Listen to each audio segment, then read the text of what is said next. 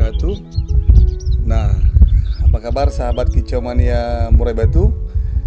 Jumpa lagi sama saya Dharma. Kita akan bahas seputar Murai Batu kontes. Salam Murai Batu Mania Indonesia. Pahami karakter, berani otak-atik settingan. Oke.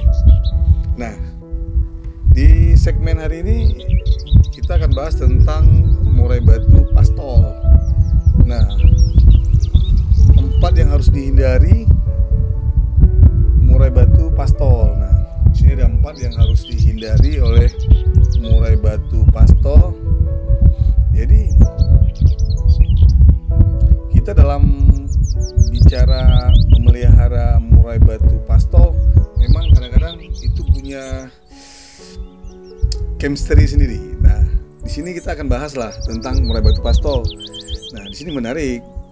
Nah, kadang-kadang orang ada satu kisah. Oke, itu kisah.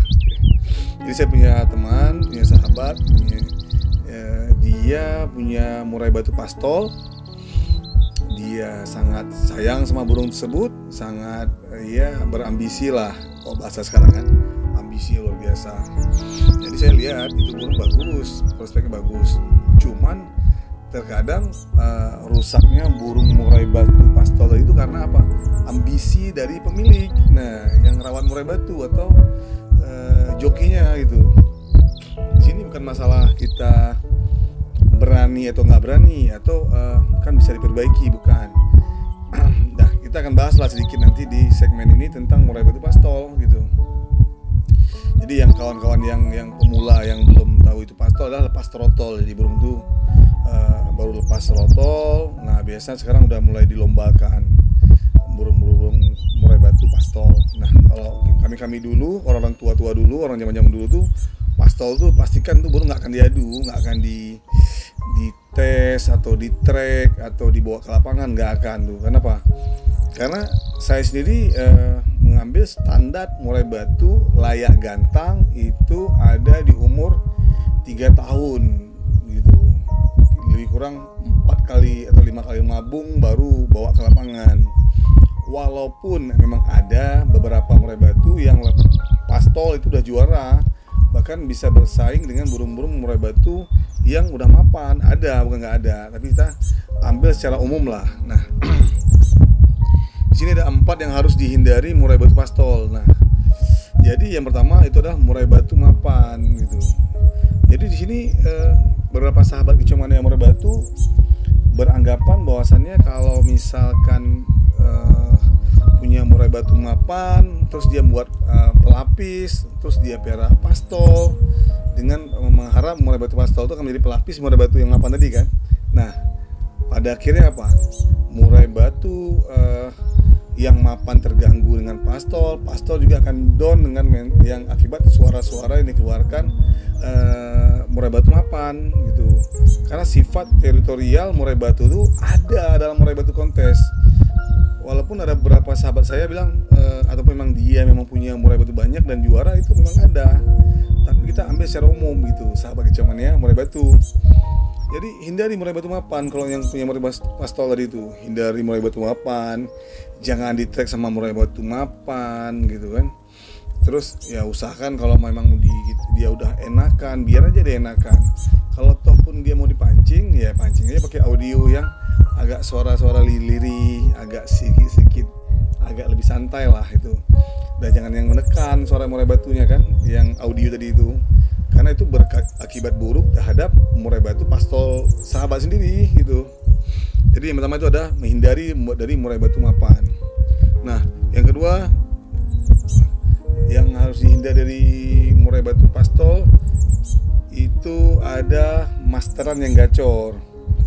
Kenapa gitu? Karena ada kisah. Jadi murai batu pastol itu di master dengan murai batu dengan cililin, dengan jala Hongkong yang terlalu superior. Dampaknya apa? Burung murai batu pastol itu dia bukan malah enak, justru dia malah diem gitu, makin stres.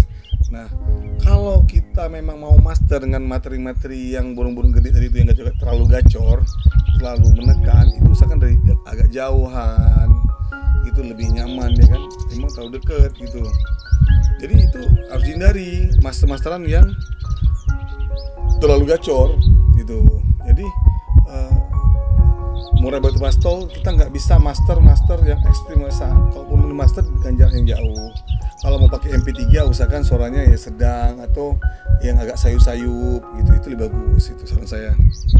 Nah, yang ketiga itu hindari murai batu pastol kita dengan terbiasa di tempat yang sepi. Nah, itu harus dihindari. Jadi kebanyakan sahabat kicomania murai batu itu membuat murai batu pastolnya tuh ditaruh di tempat yang sepi, di rumah yang sepi, di ruangan yang sepi. Dampaknya apa? Mental murai batu pastol tadi itu nggak akan berkembang, nggak akan berani lebih agresif dia kan. Terus dia lebih takut dengan keadaan eksternal dia. Lihat Honda dia takut karena dia terbiasa di tempat sepi. Jadi hindari murai batu pastol di tempat sepi itu. Biasakan di tempat-tempat yang ramai. Nah, itu akan membuat mentalnya akan terbangun gitu. Apalagi kalau kita biasakan di pinggir jalan. Nah, ada sahabat saya tuh dia punya murai batu pastol, itu sering ke toko saya di depan. Itu dia taruh di pinggir jalan. Terus dia ngopi sama saya tuh. Kenapa? Karena murai batu dia tuh takut dengan orang rame, lalu lalang kendaraan. Nah, karena burung dia terbiasa di rumah yang sepi, ya kira burung tuh agak gilas gitu, stres awalnya. Tapi akhir-akhirnya udah mulai bunyi, udah mulai mau dipancing dengan audio, udah mau lawan. Nah, jadi 4 yang harus dihindari murai batu pastol. Jadi kita yang pertama kita udah cerita tentang hindari dari murai batu mapan. Yang kedua, masteran yang gacor, yang terlalu gacor kan. Yang ketiga, jangan terbiasa di tempat yang sepi. Nah, yang terakhir keempat itu murai batu pastol itu berani otak-atik settingan. Nah, gitu. Maksudnya gimana, Om? Jadi ada yang salah paham tuh maksudnya gitu. Jadi di sini yang keempat saya taruh ini berani otak-atik settingan tuh untuk murai 4 yang harus dihindari murai batu pastol. Yang terakhir berani otak-atik settingan. Nah, kalau kita terlalu banyak otak-atik settingan juga nggak bagus. Jadi gimana, Om? Kita otak-atik di sini dalam arti kata kita memahami karakter murai batu kita gitu. Nah, kita harus berani otak-atik gitu. Tambah jangkrik, kurangi jangkrik, tambah kerutu, kurangi kerutu, tambah ulang ongkong, kurangi ulang ongkong. Kena cacing atau nggak kena cacing, atau kena cacing sebelum minha atau hari Senin Kamis atau harian. Nah, di pastol itu kita udah harus pahami itu. Makanya kita harus berani gitu. Kita harus hindari dari otak-atik settingan. Dari awal kita udah otak-atik sebentar, udah dapat ya kunci otak-atik settingan dari itu. Nah, jadi memang settingan itu adalah kebiasaan burung murai batu yang berulang-ulang. Jadi kebiasaan dia kan. Jadi mandi dia gitu. Jadi yang keempat, tidak berani otak-atik settingan gitu.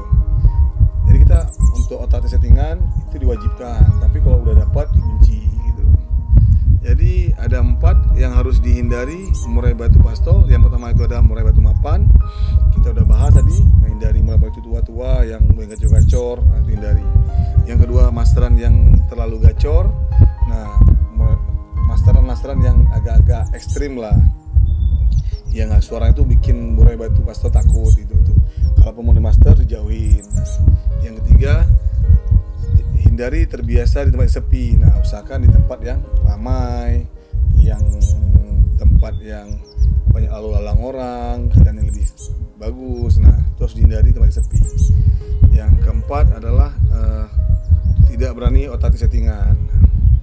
Jadi kita harus berani otak-atik settingan, kita harus berani melihat di mana kurang, mana lebih. Nah, itu jadi lebih kurang untuk 4 yang harus dihindari murai batu pastol.